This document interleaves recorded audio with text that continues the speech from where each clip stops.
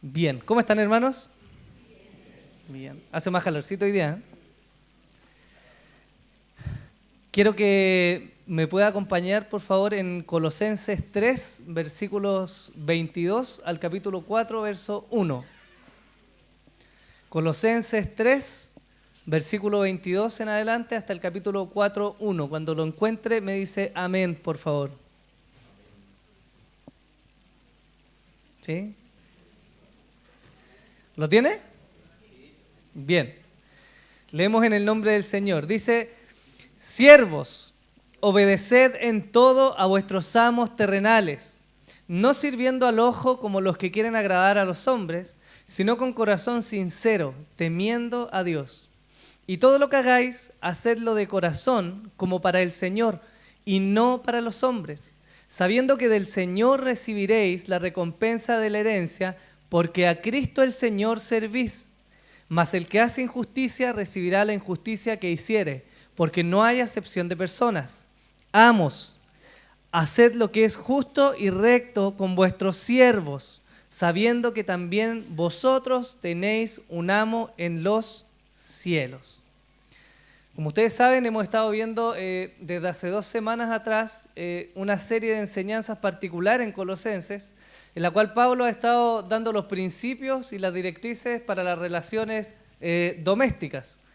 Hablamos de las relaciones entre marido y mujer, de las relaciones entre los padres y sus hijos, y hoy vamos a hablar de una relación que tiene que ver con lo laboral. Y aplica en el ámbito doméstico porque vamos a partir hablando un poco del contexto. El texto que nosotros leemos y en la época en que Pablo estaba escribiendo esta carta, la esclavitud era algo normal en el Imperio Romano. De hecho, la palabra con la que parte el versículo 22, que es siervos, en el original griego se refiere a esclavos.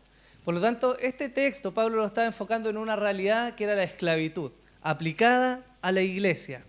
Y hoy día vamos a ver en este contexto también, en el contexto de la esclavitud, cómo Cristo también está en el centro de las relaciones. La enseñanza de hoy se titula Relaciones laborales centradas en Cristo. Y quiero que veamos 3 puntos principales para entender lo que Pablo nos está diciendo. El punto 1 que vamos a ver es la esclavitud en el contexto de los colosenses. Es importante para entender este texto y para que nosotros lo apliquemos a nuestra vida, que comprendamos qué estaba pasando en este tiempo que Pablo estaba escribiendo. El segundo punto se llama relaciones de servicio centradas en Cristo. Y el tercer punto, relaciones de autoridad centradas en Cristo. 3 puntos. ¿Me sigue? Bien. El punto 1, que es la esclavitud en el contexto de los colosenses. Como les mencionaba, en la época del primer siglo, la esclavitud era algo común. El Imperio Romano, que gobernaba todos esos lugares donde estaba la iglesia, tenía esclavos de diferentes lugares y era una realidad dura, pero era algo cultural, así como nosotros tenemos distintos aspectos culturales hoy día en nuestra sociedad que están inmersos, la esclavitud era una de ellas en el contexto en que Pablo está escribiendo. De hecho, para que nos demos cuenta de la magnitud de lo que significaba la esclavitud, se estima que en el primer siglo casi la mitad del Imperio Romano estaba compuesta por esclavos. En números esto es casi 60 millones de personas. O sea, en ese tiempo, el primer siglo, casi 60 millones de personas eran esclavos. Algunos eran esclavos porque eran prisioneros de guerra de las conquistas romanas, otros porque eran convictos, otros porque eran deudores que no podían pagar sus deudas, otros porque simplemente habían sido secuestrados y forzados a la esclavitud, y otros por haber sido comprados o por haber nacido como esclavos. Los esclavos en ese tiempo no tenían derechos, estaban a la merced de sus amos, ellos podían disponer de sus vidas. Sin ningún juicio, sin ningún problema, ellos eran libres de decretar la vida o la muerte de los esclavos que tenían. A menudo los esclavos que eran atrapados o robando o huyendo de sus amos eran marcados en su frente con las iniciales que implicaban o que lo mostraban al asociado como un ladrón o como un desertor. O en los casos más severos, el amo simplemente lo mandaba a ejecutar en la crucifixión. De hecho, se estima que en el primer siglo cerca de 30.000 esclavos fueron crucificados.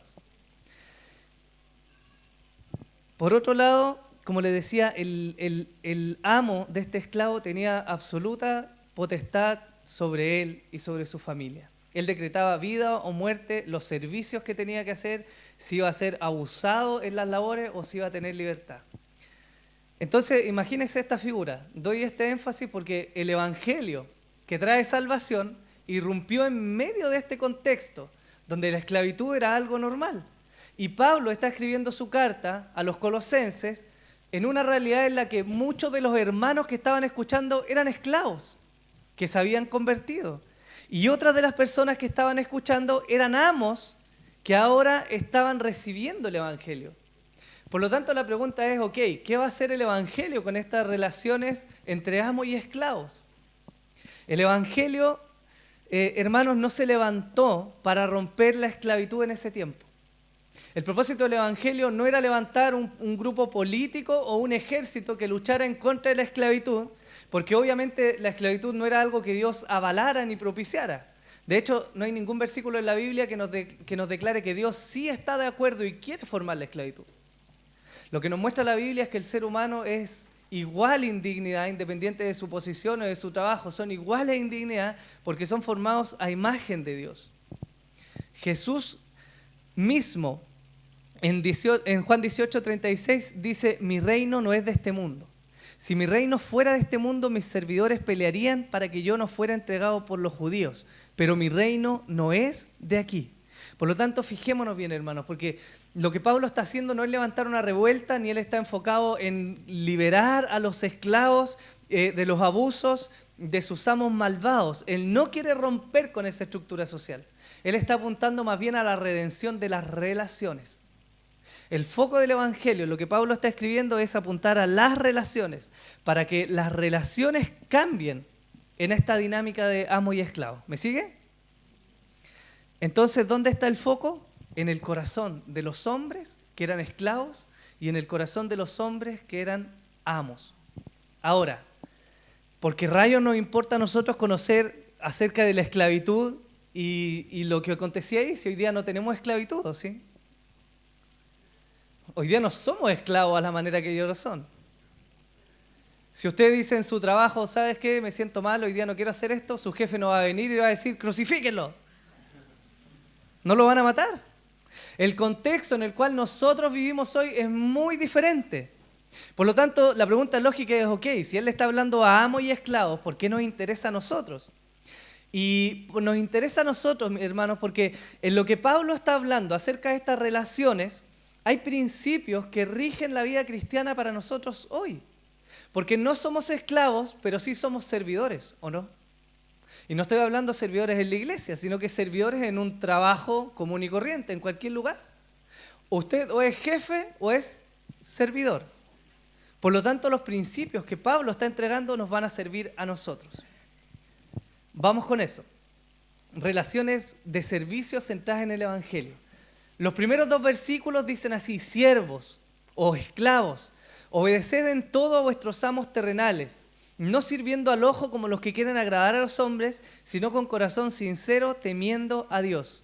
Y todo lo que hagáis, hacedlo de corazón, como para el Señor y no para los hombres. De nuevo, miren esto. Quizás algunos pensarían que ante esta realidad de la esclavitud, Pablo se iba a enfocar en decirle a los colosenses, sobrevengan la esclavitud, no se preocupen, hay una gloria que viene, sean firmes, aguanten, confíen en el Señor porque van a ser libertados en el futuro. Pero Pablo no está entregando un mensaje de consolación en esa línea. En vez de ir y decirles, soporten la esclavitud, Pablo viene y les dice a los hermanos, obedezcan en todo a sus amos terrenales. Él no está luchando contra la esclavitud en esa línea. Él está diciéndole a los siervos, a los esclavos, obedezcan en todo a sus amos terrenales. Entonces debiéramos preguntarnos, ¿no es suficiente con la realidad que ellos ya vivían? ¿No era suficiente acaso con que sus amos tenían derecho de su vida y podían hacer lo que quisieran? Si querían les daban descanso, si querían no les daban descanso, si se enojaban o si los pillaban un día con la pluma parada los mandaban a matar. Y Pablo viene y más encima les dice, obedezcan. Es como desalentador, ¿o no? ¿Por qué Pablo manda algo más encima que es obvio? Porque el que les diga que obedezcan no era nada extraño, si ellos tenían que obedecer. Si no obedecían, iba a haber consecuencias. Entonces acá, hermano, estamos viendo un principio que es súper importante. Colosenses 3:17, que lo habíamos visto hace algunas semanas atrás, que tiene conexión con esto, Pablo le dice a los hermanos en Colosenses, y todo lo que hacéis, sea de palabra o de hecho, hacedlo todo en el nombre del Señor Jesús, dando gracias a Dios Padre por medio de Él. ¿Algunas cosas de las que hagan? Sí, solamente lo que hagan en la casa, eso háganlo para el Señor. ¿Eso está diciendo?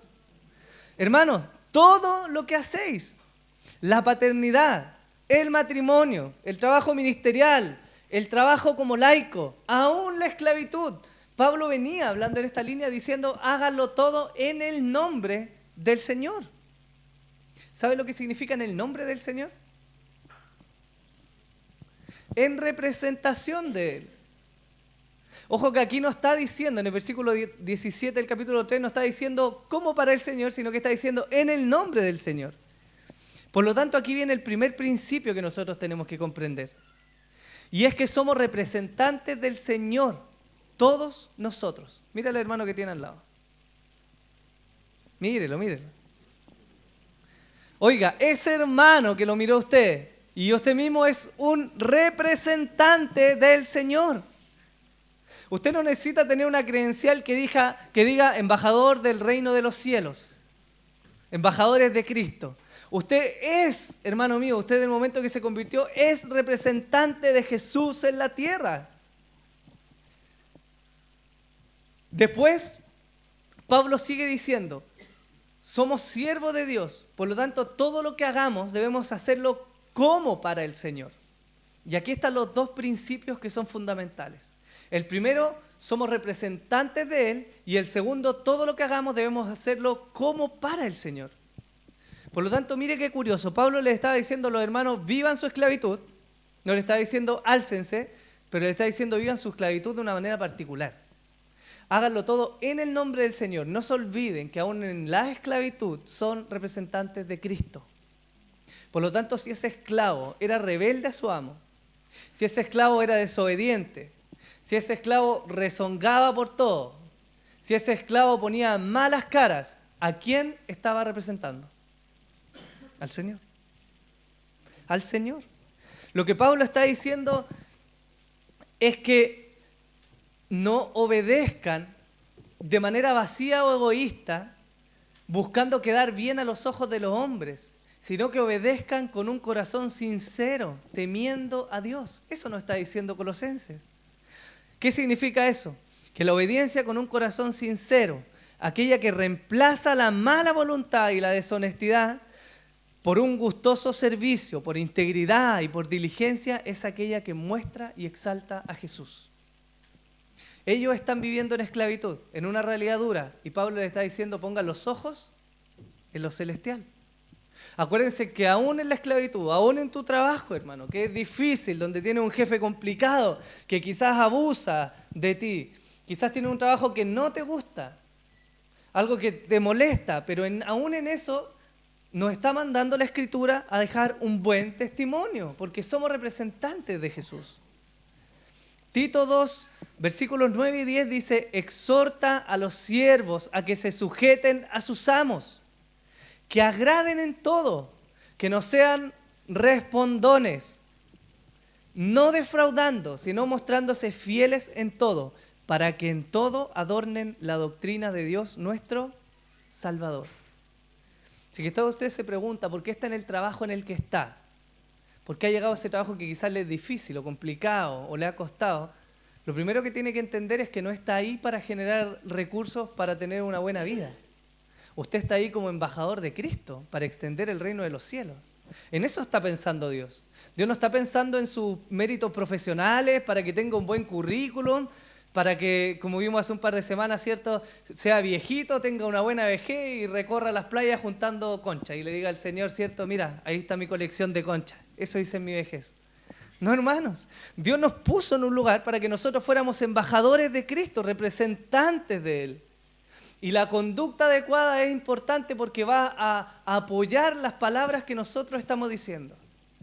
¿Cuántas veces han escuchado ustedes de gente no cristiana, gracias hermano, de gente no cristiana decir, pero es que los cristianitos, ese cristianito de allá, oye, puro que reclama por el trabajo. Oye, ese cristianito más lo que se queja que lo que está haciendo. Oye, ese cristianito mira cómo saca la vuelta, mira cómo no hace lo que tiene que hacer, mira, es negligente, lee la Biblia en horas de trabajo. ¿Me entienden o no? Pablo está llamando, hermanos, entonces a vivir la vida laboral de una manera que exalte a Cristo. Ese tipo de conducta, la obediencia a su Señor, en este caso los esclavos a los amos, nace de una motivación correcta, que es glorificar a Dios. Y esa motivación correcta está enraizada en la suficiencia y la supremacía de Cristo. Colosenses nos viene hablando de lo supremo que es Jesús, de lo grande que es Cristo por sobre todo culto o misterio o filosofía o religión o ascetismo. Sobre todo Jesús es superior. Pero no solo es superior, sino que también es suficiente para la vida del hombre. Por lo tanto, esta conducta es apropiada. ¿Entendemos la perspectiva del trabajo? ¿Sí o no? ¿Lo entiende? ¿Entiende que usted está puesto en su trabajo, cualquiera que él sea, como un representante de Jesús?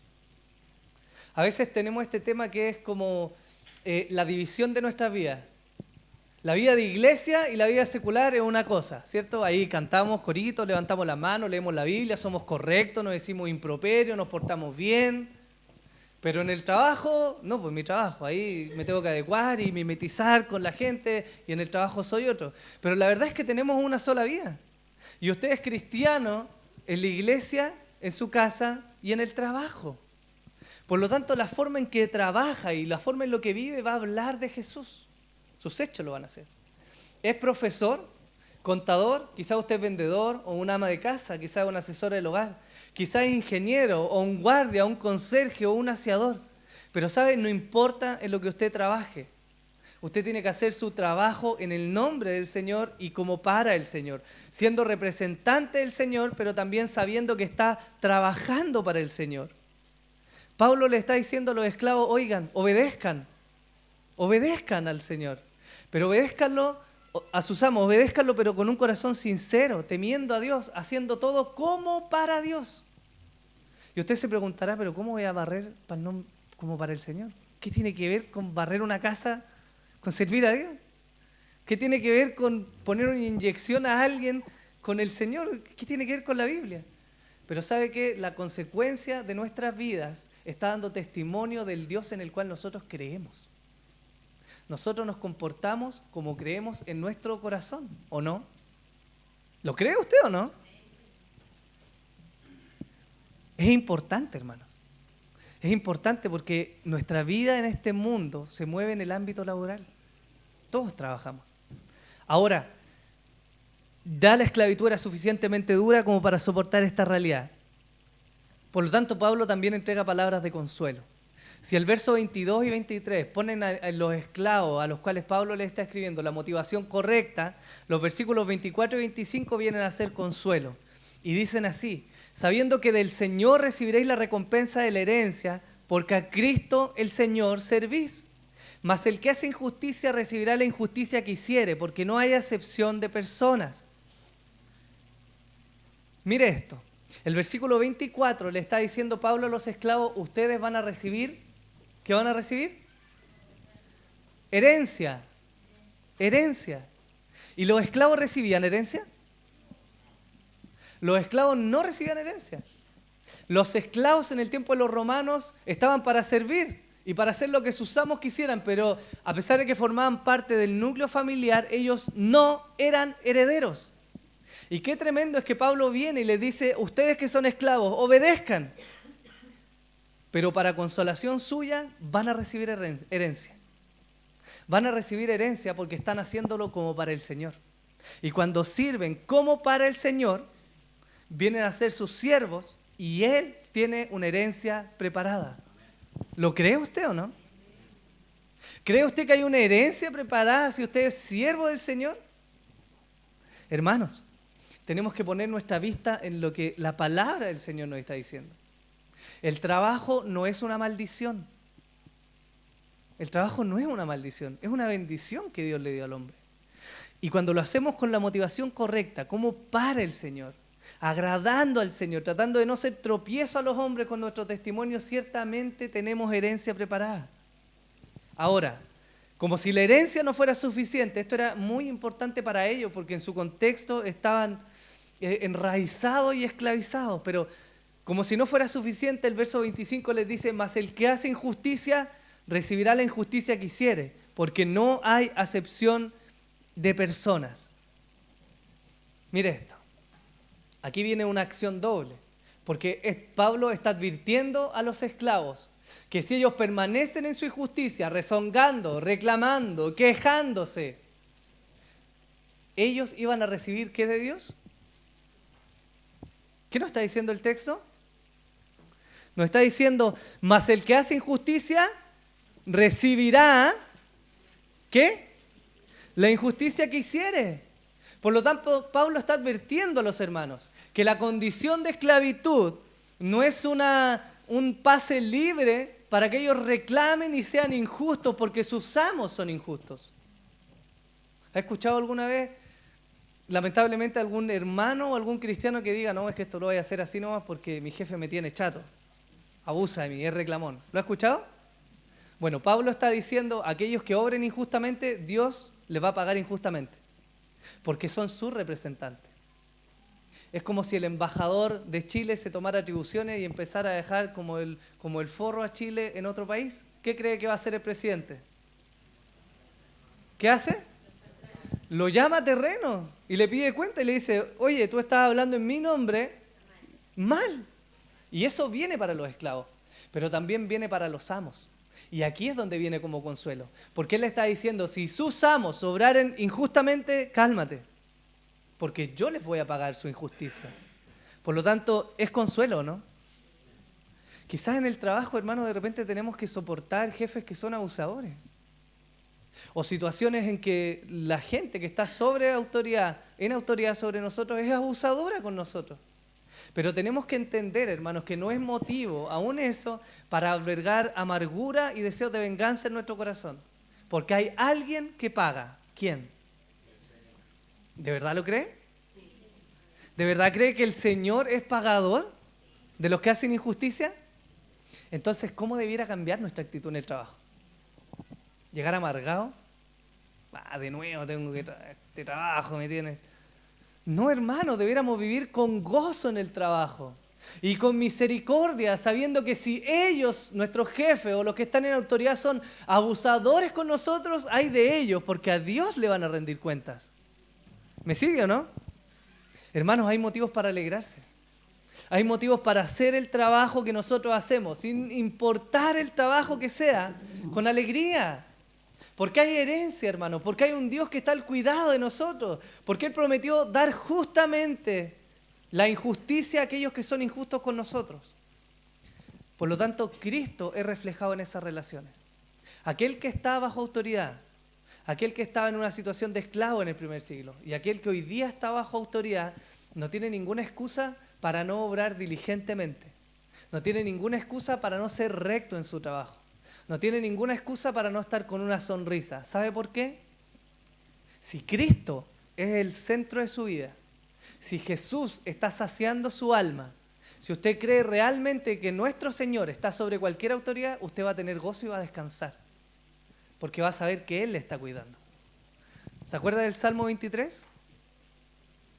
¿Sí o no? Ese que a veces está abierto ahí con un poquitito de polvo. ¿Sí? ¿Qué dice el Salmo 23? ¿Nada? Ya, pero solo en el trabajo. En el ámbito del trabajo sí me va a faltar un buen jefe, alguien que me trate bien. Me va a faltar la justicia, que alguien ponga orden. ¿Eso me va a faltar? Hermanos, nuestro Dios es nuestro pastor y el pastor perfecto cuida sus ovejas y las defiende y las protege y las lleva a comer y a tomar agüita. Eso le decimos a la ave. ¿Ella entiende eso? Ese es nuestro Dios, hermano. Por lo tanto, nuestras relaciones con aquellos que están sobre autoridad por nosotros debieran ser diligentes, como para el Señor. Como para el Señor. Con amor, con cariño, con gratitud, con diligencia, con rectitud. A eso estamos llamados a hacer, amén. Que digan de los cristianos en las fuentes de trabajo que son buenos en lo que hacen, que son diligentes, que usan bien su tiempo, que son correctos, que son honestos. No que digan que son chantas, que son charlatanes, que son flojos, que son vagos, porque al Señor lo estamos dejando mal. Ahora, si Pablo estaba hablando a los esclavos, también tiene palabras para los que son amos. Piense de nuevo, ellos se enfrentaban en esto. La esclavitud era algo normal. Pero un día el Evangelio llega a sus vidas y comienzan a ver que han sido salvados y esta relación de amo en la que ellos se encontraban tenían que vivirla de otra manera. Pablo les dice, amos, haced lo que es justo y recto con vuestros siervos, sabiendo que también vosotros tenéis un amo en los cielos. Pablo no es ambiguo. ¿Qué está pidiendo de los que son amos? Que sean justos y rectos. ¿A qué se refiere Pablo? A que no abusen de su autoridad, ni tengan malos tratos con sus esclavos. De nuevo, él no está diciendo dejen ir a sus esclavos, ¿o está diciendo eso? Él no está luchando, Pablo, contra la estructura de esclavitud de la sociedad. Él está diciendo al amo, trata a tu siervo como es justo y con rectitud. ¿Por qué? Porque él también tiene un amo. La situación de autoridad y de poder que posee el amo no le da el derecho de abusar del esclavo en ninguna manera, ya que el esclavo no es un ser humano de rango menor o de menor categoría. Ambos son dignos. De hecho, mire qué curioso que Pablo dirige palabras a los dos en el mismo texto. Y no pone a ninguno por sobre el otro, le está dando la misma dignidad al amo y al esclavo. Él está apuntando al corazón, a las relaciones. Entonces, cuando Pablo da las instrucciones al amo, alza la figura de Cristo como aquel que posee autoridad. Hay una advertencia, sabiendo que vosotros también tenéis un amo en los cielos. Y aquí vienen dos implicancias muy importantes. Dos implicancias de las palabras de Pablo. La primera, ellos tienen un amo en los cielos, alguien que los gobierna. Y lo segundo, ellos han recibido autoridad de los cielos. Lo primero implica que hay alguien que vigila el trato del esclavo. Coram Deo, delante de Dios, siempre. Cuando usted está en su casa, en su trabajo, solo, está delante de Dios. Cuando este amo está frente a su siervo, solo en su oficina, y lo va a reprender, y quizás va a ser injusto, Dios está ahí mirando. ¿El Señor es un amo duro, injusto, inclemente, malvado? No, ¿cierto? Por lo tanto, el creyente que está en la tierra, que tiene siervos a su cuidado, no tiene ningún derecho de ser así, porque su Señor no es así. Aquí vemos la centralidad de Cristo, porque el amo está llamado a imitar a su Señor. ¿Se acuerdan de las palabras de Cristo cuando dijo, aprended de mí que soy manso y humilde de corazón? ¿Cómo estaba diciendo él que fue el trato? ¿Cómo fue el trato de Jesús con la gente, con sus discípulos? En un par de momentos les dijo, ¿hasta cuándo los voy a soportar ustedes que no tienen fe? Pero nunca abusó de su autoridad, ¿o sí? Nunca los menospreció, nunca los trató mal. Nunca les dijo que eran tontos o estúpidos o los mandó a trabajar más de lo que ellos debían trabajar. Al contrario, Jesús mostró misericordia y lavó sus pies siendo el Señor. Esa es la actitud que hoy día Jesús, a través de las palabras de Pablo, está demandando a los que tienen autoridad.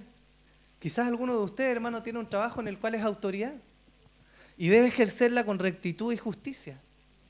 Pero hay otra implicancia de las palabras de Pablo. Juan el Bautista dijo, no puede el hombre recibir nada si no le fuere dado del cielo. Juan 3:27. Por lo tanto, usted tiene que pensar algo.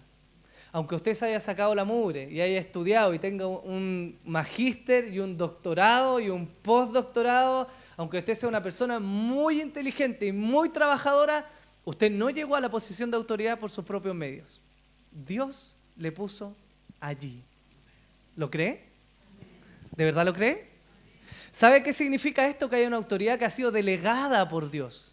Y si esa autoridad ha sido delegada por Dios, significa que usted es administrador de la autoridad que Dios le ha dado. Por lo tanto, ¿cree usted que Dios le va a pedir cuenta o no? Dios le va a pedir cuenta. Y Él está hablando nuevamente a los esclavos y a los amos, diciéndole a los amos que no sean abusadores, que no sean injustos, porque hay un amo que está sobre ellos en los cielos. Esta sección de la carta de Colosenses, hermanos, que hemos visto hasta acá, nos está mostrando las consecuencias prácticas en las relaciones humanas de la vida del Evangelio. Por lo tanto, nosotros en este punto deberíamos comenzar a cuestionarnos, después de 3 semanas que hemos estado viendo cómo trato a mi esposa, cómo trato a mi esposo, cómo trato a mis hijos, cómo los hijos tratan a los padres y cómo yo en el ámbito laboral me estoy comportando, ya sea alguien que tiene autoridad o ya sea alguien que está bajo autoridad. De hecho, fíjese lo curioso de esto, que Dios nos pone bajo autoridad para que aprendamos a obedecer a la autoridad. ¿Sabe por qué? Porque Él quiere que nosotros aprendamos a obedecerle a Él, que es la autoridad suprema. Por lo tanto, si hoy día no estamos viviendo, hermanos, de una manera que testifique del Señor en nuestras vidas laborales, en nuestras relaciones, cuando tenemos a alguien sobre autoridad, difícilmente le vamos a obedecer al Señor, ¿no? La Escritura dice, si no obedecemos a aquellos que vemos, ¿cómo vamos a obedecer a aquel que no vemos? Por lo tanto, tenemos que reflexionar. Pablo nos ha mostrado cómo debemos comportarnos, cómo debemos atesorar en nuestro corazón la suficiencia y supremacía de Cristo. Y específicamente hoy tenemos que comprender que el siervo debe hacer todo en el nombre del Señor y como para el Señor. Y aquí quiero hacer un pequeño paréntesis, hermano, porque tendemos a separar las cosas. Lo que es el servicio para la iglesia, a veces somos exagerados en hacerlo bien, y está bien porque buscamos perfección, pero descuidamos nuestro trabajo y damos un mal testimonio. Pero a veces somos rigurosos y exigentes con nuestra vida laboral, pero con las cosas del Señor somos negligentes. Llegamos al trabajo a la hora que hay que llegar y marcamos a la hora que hay que marcar, porque ahí está el jefe mirándonos, ¿cierto? Enfocamos nuestro trabajo, estamos sirviendo, tenemos que elaborar, tenemos que generar recursos. Pero cuando se trata de la iglesia a veces somos livianos. Y fíjese que todos nosotros fuimos hechos servidores del Señor. Por lo tanto, no solo quiero instarle a que usted examine cómo hoy día está viviendo esas relaciones, sino también cómo hoy día está viviendo su relación de servicio acá en la congregación. Tiene que preguntarse, ¿está sirviendo al Señor? ¿Está interesado en alguna de las instancias de servicio? ¿Quiere glorificar y exaltar el nombre del Señor? Porque hay instancias. Y si quiere autoridad, Dios puede ponerle una autoridad, pero también va a demandar de usted un trato justo. ¿Cómo vemos la supremacía y la suficiencia de Cristo en estas relaciones? Cuando el esclavo comprende que Cristo es suficiente en su vida y Él llena su corazón, ya no va a hacer las cosas buscando agradar a los ojos de los hombres. El versículo 22, Pablo le dice, obedezcan en todo a sus amos, pero no buscando el reconocimiento de ellos, sino sabiendo que Dios los está mirando. Y cuando nuestro corazón, hermano, está saturado de Cristo y comprendemos que Él de verdad es el que llena nuestras almas, vamos a ser diligentes solo por amor al Señor y no porque alguien me esté mirando. ¿Cómo trabaja esto mismo en la vida del amo? Cuando el amo o aquel que tiene autoridad tiene la opción de tener gente a su cargo, no va a ser un tirano. ¿Sabe por qué? Porque sabe que tiene un amo bueno y bondadoso sobre su vida. Por lo tanto, no puede ser un tirano. Esto que parece simple, hermanos, que es de la vida cotidiana, es potente en la vida. Porque nuestro entorno, hermano, debería ser el primero que se ve afectado por el Evangelio. Nuestros compañeros de trabajo deberían ser los primeros en darse cuenta que somos hombres y mujeres rectos, íntegros, que somos fieles al mensaje que predicamos, ¿o no? ¿Qué cree usted? Si nos preguntáramos, ¿qué dicen nuestros compañeros de trabajo de nosotros? ¿Qué cree que dirían de usted sus compañeros de trabajo? ¿Podrían decir que ellos ven a Cristo en usted?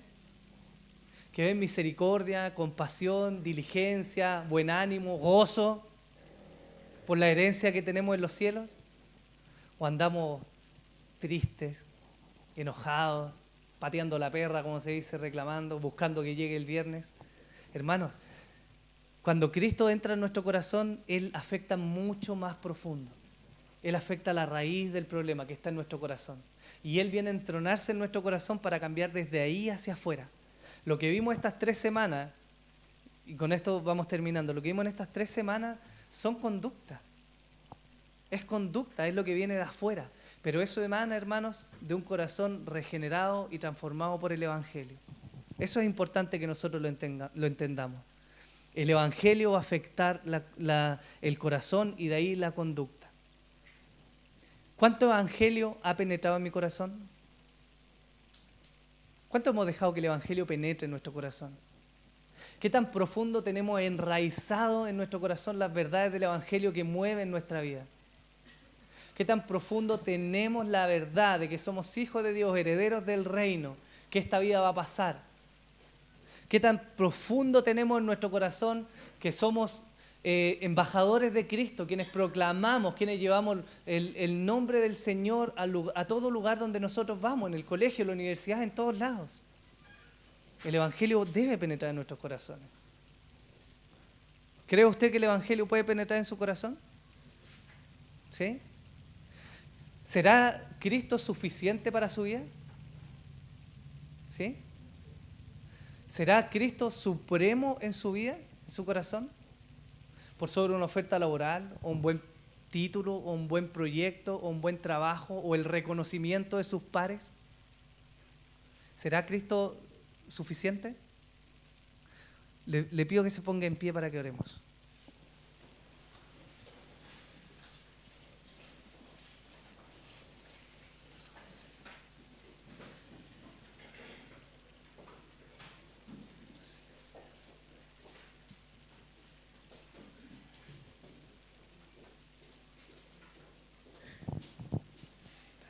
Gracias.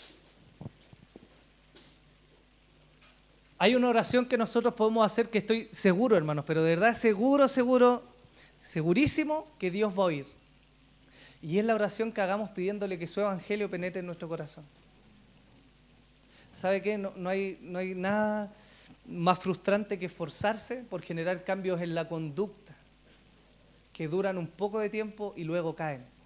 No hay nada más frustrante que querer ser otra persona y no poder cambiar por nuestra propia fuerza.